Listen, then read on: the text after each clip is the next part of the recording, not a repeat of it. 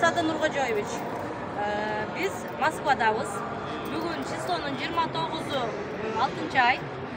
Sizlerge kayrılığım sebebi biz 27-si günü Kırgızstan kompaniyası Aero Nomad деген avia kompaniyadan bilet alganбыз. 27-si günü ertеңмен uçmakбыз. Oşa boydan turabыз dagы эле, uç algan жокпуз. 27-si kechki түнкү saat 12-ge чейин турдук. Мына 200 адам, bir reisте 200 adam. 200 адамдан бала чакалар ошончо, аксакалдар ошончо. Бирөөнө жаман өздөрүн жаман сезгендер бар, боюнда бар аялдар бар. Скамейкага жата кылат, башка болот. Бизди кууп чыкты. Биринчи күнү аэропорттон айтты. Атпен агылып чык кеткиле деди. Акчасы барлар билет алып кете алат экен, акчасы жоктор ошончо адам кайра мына 29 күнү эси авиакомпания иштебей, самолеттор болбогондон кийин эмне себептен кайра 29-на не кылды? Жылдырды. Biz уже мына жактагы авиакомпания, Москванын авиакомпаниясынан аэропорттун эмесинен бүт багына кайрылдык, эчтеке кылбай атат. Бизди тупо тоготпой атат. Ошол себептен сизге кайрылабыз. Биздин ошол авиакомпанияга кайрылып өзүңүз биз возврат кыла турган болсок, бардык көпчүлүк где-то жок дегенде 70% или 80% адам эме алганбыз деп атат. Онлайн алганбыз деп атат билетти. Онлайн алгандар возврат жок. Если сайтта официально отмена деген нерсе болбогондон кийин бизге билет кайтып бербейт экен, бул күмөн. Bir айдын ичинде аласың деп атат. Ал күмөн уже биз алабызбы, албайбызбы?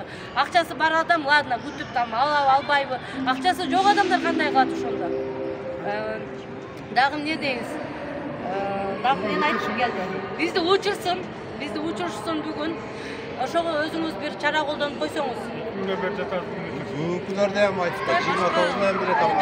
Авиакомпаниядан самолет арендага алып, бизди жөнөтсүн Кыргызстанга. Биз уже 2 күндөн бери мына Москвада мына аэропортто жүрөбүз түнөп.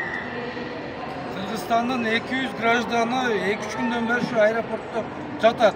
Мына башка улуттардан эч ким жок. Мына кыргыздар. Именно биздин Кыргызстандын жарандары ушунда 2 күндөн бери самтырап жүрөбүз мына. Бала чака, аксакал. Кыргызстандан bir самолет жөнөтсө болот да мындайчы. Өтөн жерде өзүңүздөргө сак документтерге так болуңуздар. Таза регистрация боюнча 8936 111 7911 номерине кайрылсаңыздар жигиттер жардам берет. Жаңа келгендер үчүн 8929 975 8979 номерине WhatsApp'тан жазыңыз.